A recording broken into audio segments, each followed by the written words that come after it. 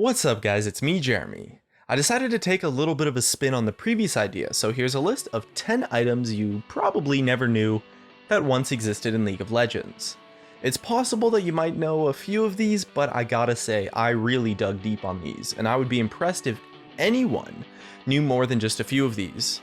Also, please keep in mind that since these items come from the alpha stage of League of Legends, in-game footage of them, well, it just doesn't exist, since the earliest recorded video of League of Legends only came out a few months into the closed beta. If you enjoyed this video, don't forget to hit that like button, and if you don't enjoy the video, please click the dislike. And if this video hits, let's shoot big and say 20,000 ratings, I'll make another one of these. Anyways, let's get started.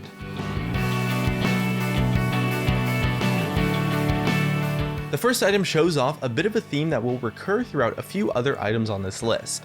In one of the very early versions of League, summoner spells were not actually in the game, and the effects were instead contained in the active abilities of different items, similar to what eventually happened to Promote and Clairvoyance. The first example of this was Scroll of Teleportation, which was a consumable item with the active to teleport to target allied structure, with a maximum of 3 purchasable stacks on a 2-minute cooldown. This item originally came from Defense of the Ancients, but was scrapped upon the initial design as Riot actively searched for better ways to make League of Legends different from Dota.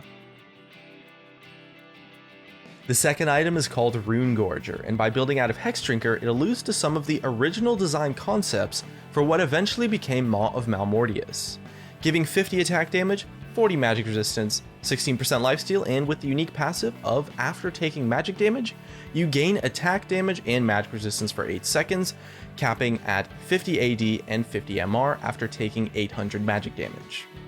At 3,300 gold, it certainly wasn't a cheap item, but it's not hard to see that it was pretty decent, just from the incredible amount of raw stats it could give you. It was removed from the game along with Hexdrinker that was later re-added into the game in early Season 1. Rune Gorger would go on to be reworked into Maw of Malmortius and then finally added into the game later on. The third item was kind of just a joke, and it's Bag of Tea. Click to consume, restores 400 health and 200 mana over 10 seconds. It can only be used after scoring a killing blow on a champion.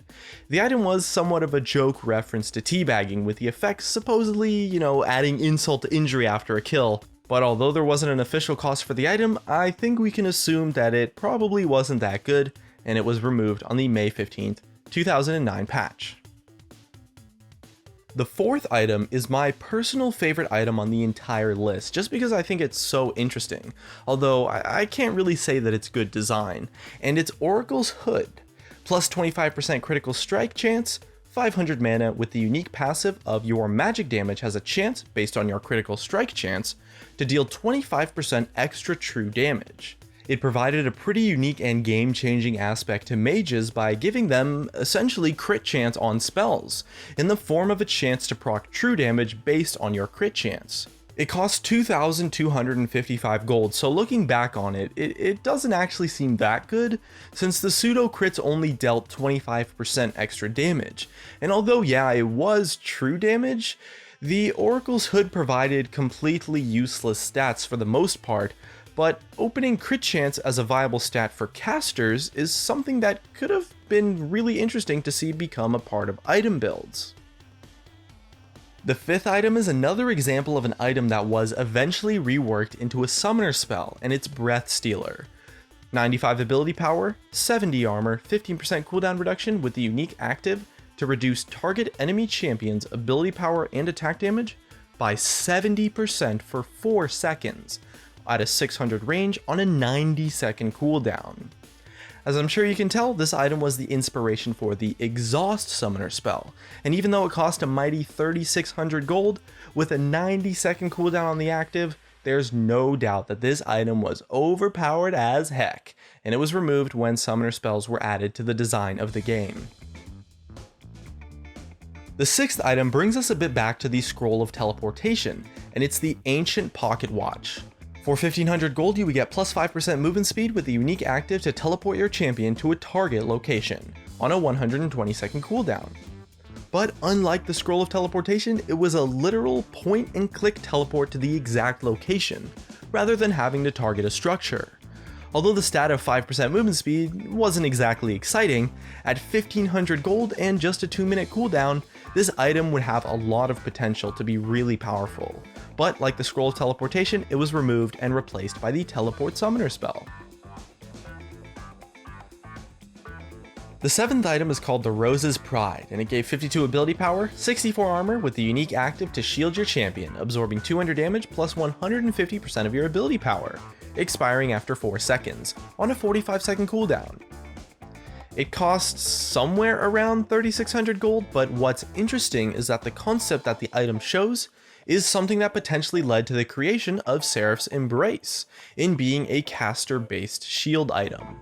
Although this item is very different to Seraph's Embrace, the shield active concept is still there, although if it actually did cost 3600 gold, it might not have been that good, or actually maybe it was balanced, as the shield active is much more potent than Seraph's currently is, although the raw stats are a little bit less gold efficient.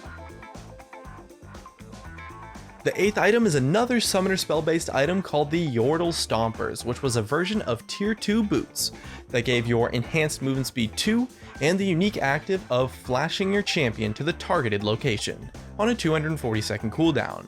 It costs 1400 gold total, but I'm sure we're all aware about how good flash as a summoner spell is, so imagine that contained into a 1400 gold item. I'd imagine it was pretty much a must buy on everyone, and it was later replaced by the Flash Summoner spell when summoners were introduced a bit later on. The 9th item is Marksmans Rifle. It gave 35 attack damage, 20% critical strike chance, and a passive of a 25% chance on attack to reveal the target to your team, preventing them from dodging and reducing their armor by 20 for 4 seconds. It's a little bit difficult to see an item on Summoner's Rift that took inspiration from this design, but the Lightbringer, which is an item available on maps other than Summoner's Rift, is cited as an item that took inspiration or potentially was the rework resulting from Marksman's Rifle. The rifle had a pretty cool effect, but probably was a bit too RNG based to be powerful unless it had a really cheap cost. But with the reveal aspect, it potentially could have been used as a counterpick item to stealth champions at the time, who had much more potent and longer lasting versions of stealth, making it much harder to chase them down if they could get their stealth off. And so I can at least see a tiny bit of potential in this item at the time. The 10th item is the one that I think is the most overpowered out of all the items on the list by far, and it went by the name of Wizard's Regalia. It gave 25 ability power and 54 armor with the unique passive of 25 additional ability power and an additional 60 armor, and another unique passive of when you get hit by a spell or an attack, reduce all of your spell cooldowns by 0.4 seconds and restore 20 mana, with that passive not being able to occur more than once a second. Seems pretty good, right? I mean, that passive seems insane, no doubt about that. But get this, the item cost 1735 gold. Would you believe that? Man, this item is truly insane. I mean, it could probably cost 4,000 gold and still be really good, but at less than half of that, man, this item was crazy. And of course, it was removed for being way too overpowered. Anyways, that's just about it. Here are some of my favorite comments from a previous video where I asked what your favorite change in patch 6.1 was. For a chance to be featured in a future video, leave a comment about what your favorite item in League of Legends is. Thanks for watching, and I'll see you guys next time. Her body's gold like September. She burns through the night like an ember. And all those things we try forgetting, I remember. But we say we all fine, we all fine. Sunny day dreams and we up now. Vodka lemonade, I serve it up, it goes down. 75 degrees in a dope.